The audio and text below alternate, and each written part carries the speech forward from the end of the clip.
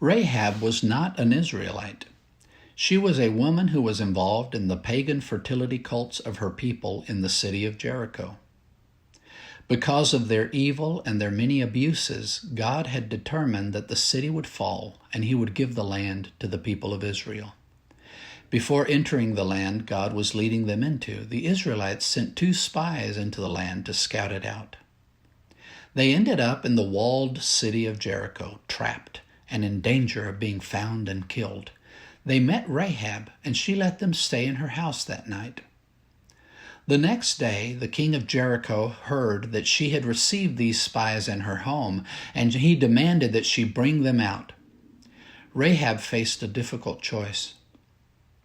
She had heard of the people of Israel and how God had freed them from the oppression and slavery of the Egyptians, drying up the Red Sea so they could cross on dry land.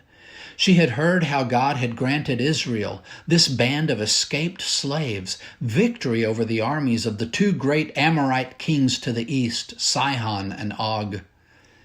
She realized the gods of her people worshipped did not act in this manner. The Israelites had a true God who actually worked among them. Her gods did nothing because they were made up by men. So Rahab did not hand the spies over to her people.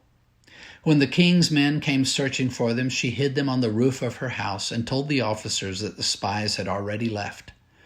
That night she went up to the roof and talked to the spies. "We are all afraid of you. Everyone in the land is living in terror, for we have heard how the Lord made a dry path for you through the Red Sea when you left Egypt.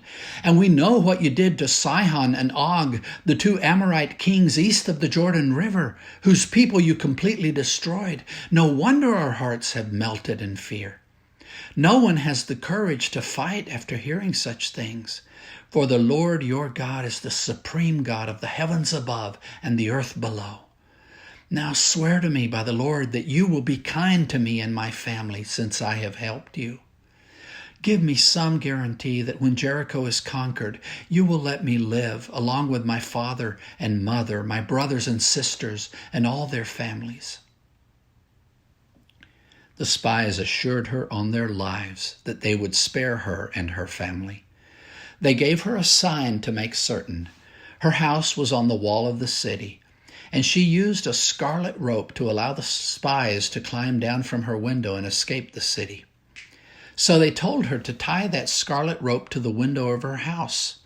When God brought the city of Jericho to an end, all Israel would know that everyone in that house was to be left unharmed. We don't always grow up knowing about God and His love.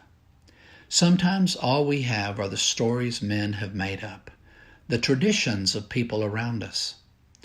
Like Rahab, though, when we come face to face with the real God, the one who works and acts and changes lives, everything changes. It may mean leaving behind all you were told before, but God Himself is always better than any other alternative. Rahab not only saved her life and the lives of her family by choosing God, but she became an ancestor of Jesus Himself. God incorporated her in the most important lineage the world has ever known, the one that brought the Savior to the world. Have you come to know the true God? Will you put your trust in Him like Rahab did? If you'd like to read the story of Rahab in the Bible, it's in the book of Joshua, chapter 2, and then later on in chapter 6, verses 22 through 25.